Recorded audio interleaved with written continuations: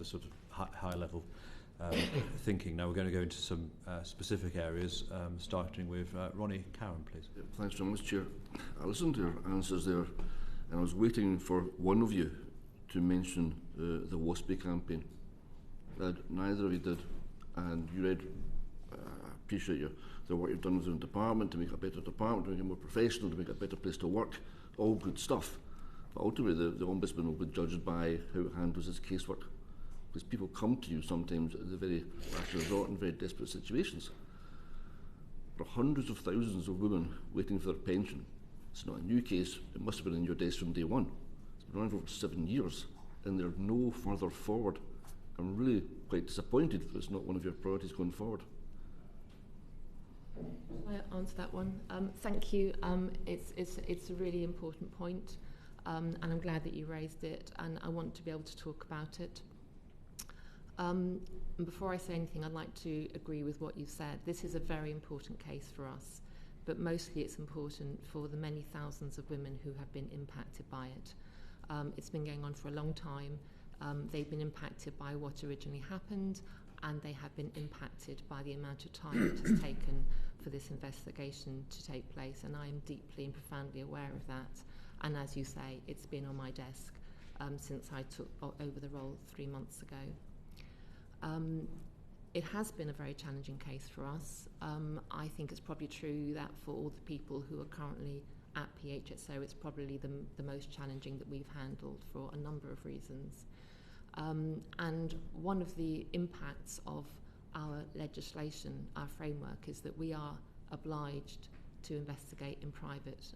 And because of that, we have not been able at any point to discuss in public the substantive findings that we are making or any details in the investigation. I would, however, like to take a bit of your time this morning to talk not about the actual findings and the evidence that we've looked at, but about the process and the reasons why it has taken as long as it has, because I think it is important for this committee to understand that, and also for the many thousands of women to understand that as well.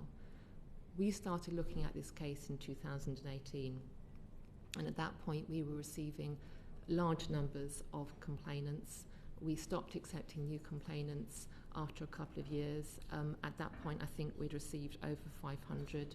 We identified 6 that we saw as being representative across the entirety of the cohort of complainants, but we kept a record of the entirety of the complainant cohort so that we were able to communicate with them going forward. In the entirety of the time since then, about 2 years of time has been lost to matters outside our control. That's a total of 2 judicial reviews, and it's also the result of a number of occasions when we have sought views or evidence from all parties to the investigation, and they have asked for an extension of the timetable, and we have happily agreed to it because that was the right thing to do, but inevitably these things cause delays. During the time that we have been investigating this case, we have analysed over 650 pieces of evidence. Nearly 400 of those were at stage 1 of the organisation, stage 1 of the investigation when we were looking at maladministration. Stage 2 we were looking at injustice, and stage 3 we were looking at potential remedy, and that involved another 250 items of evidence. That included white papers, legislation, government fact sheets, government correspondence, television campaigns, research publications, media and others. And in every instance we had to gather that evidence, we had to evaluate it, and we had to consider its impact. Specifically, and most recently, you'll be aware that in March we were proposing to publish the findings from stage 2 and stage 3 of that investigation.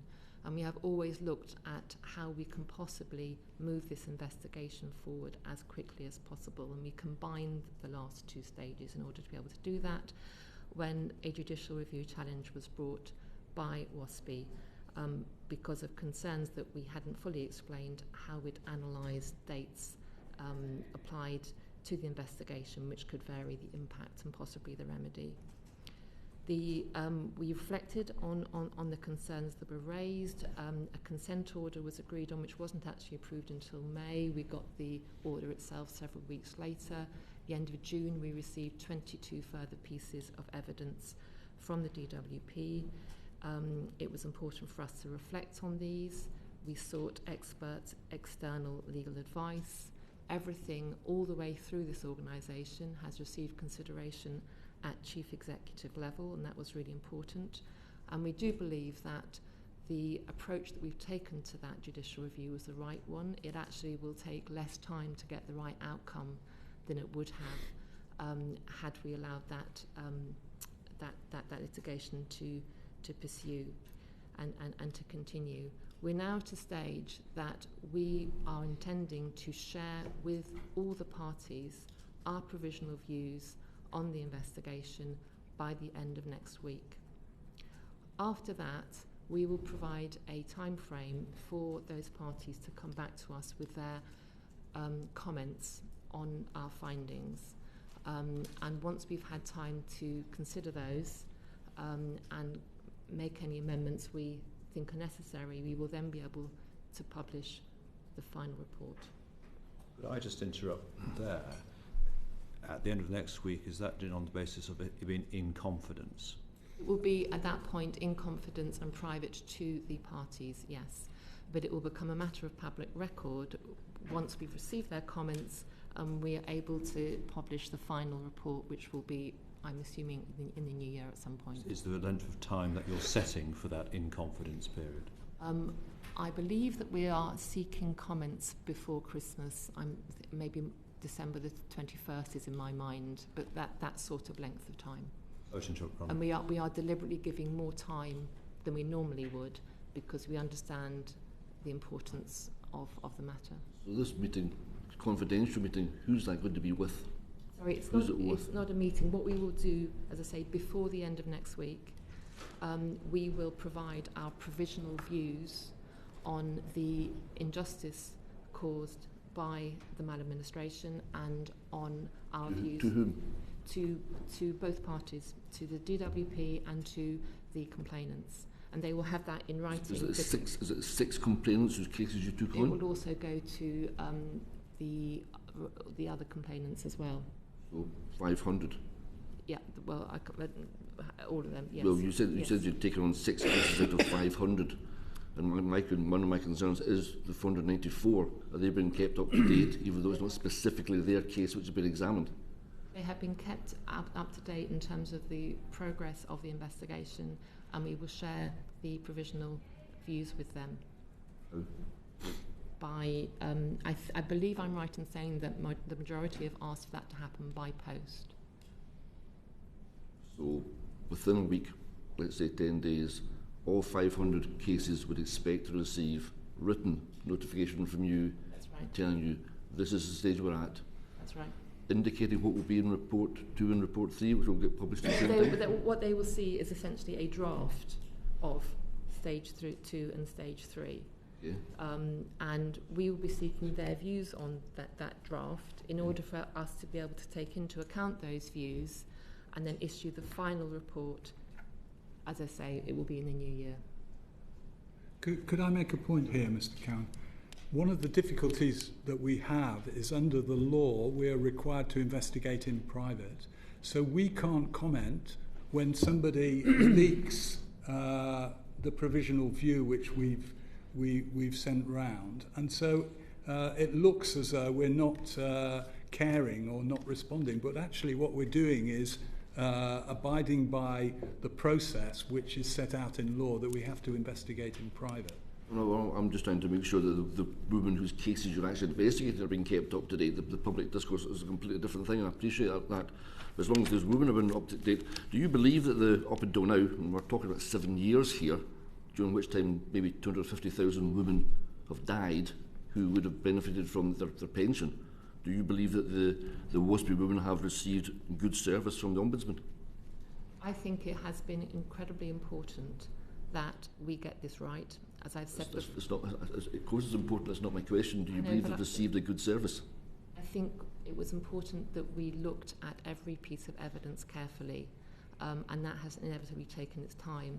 I'm not here to say we've done a perfect job. I think it's really important when we've finished to be able to take a step back and go through a real lessons learned approach to ensure... It's one of your KPIs to provide a good service. I'm simply asking, do you think have you met that KPI?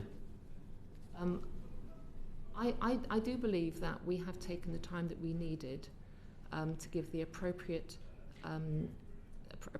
handling and consideration to all those pieces of evidence in an incredibly difficult and challenging case.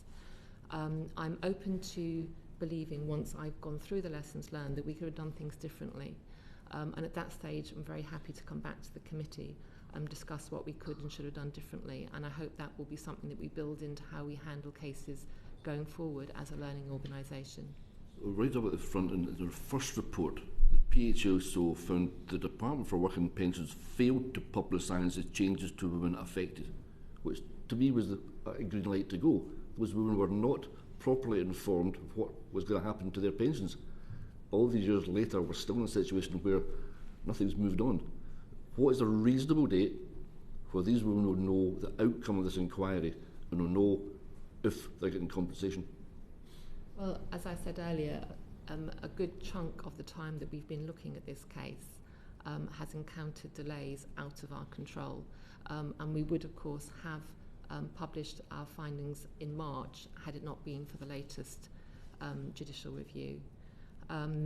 We have taken the time that we needed to consider the evidence that we were presented with, and I think it was incredibly important in a very challenging case that we did that properly. Question on this point, what sort of timescale are we working towards here? It's been 7 years. What sort of timescale are we looking to bring an end to this so as the women know their outcome? So, as I said, we will be providing those provisional views by the end of next week. It's not in our hands, Mr. Cowan, to be able to be definitive about what the end date is going to be. Because if there is further litigation, then that will delay the process even further. That is out of our hands. You previously said as soon as you can, and as soon as become very elastic. I don't think it's elastic for us, because we're going to be able to provide those provisional views by the end of next week. And I completely understand how challenging this is for the women in question. And that's why we have done our absolute best to get those provisional views out by the end of next week. We're expecting comments. We will ask for comments back before Christmas. The extent to which it goes on beyond that, as Rob says, is not actually in our control. Thank you, and I take that point, but can I just ask John McDonald, you have a supplementary question? Just briefly, you can understand the concern that we have as constituency MPs, because a number of the women now over these years are no longer with us. That's the problem. So many of us are under considerable pressure as a result of that to respond. The issue is the 4 years wait. One, I can understand the issue with regard to litigation, but the other issue you mentioned is requests for extensions from the individual parties. Some of the parties include government departments. Yeah. Is that within your control to deny the grounds to deny the extension? Because if it is, I'd want to urge you to prevent extensions being allowed at the request, particularly of government departments in this.